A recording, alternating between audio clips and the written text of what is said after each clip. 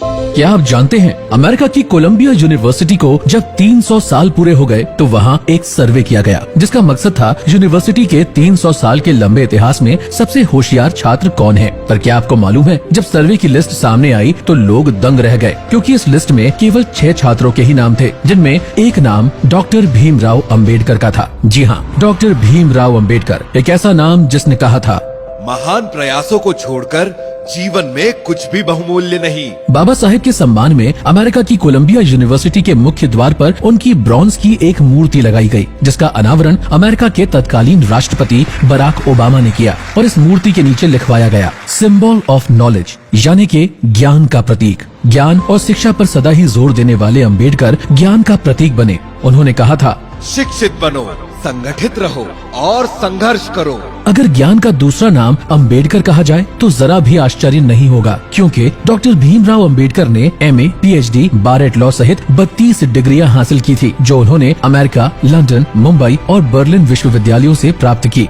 भीमराव अंबेडकर का कहना था, जीवन लंबा नहीं, महान होना चाहिए। भीमराव का जीवन इतना महान था कि उन गिनी चुनी महान शख्सियतों में शामिल है जिन्हें भारत रत्न से सम्मानित किया गया। भीमराव अंबेडकर जो कहा करते थे, बुद्धि का विकास मानव के अस्तित्व का महत्वपूर्ण लक्ष्य होना चाहिए।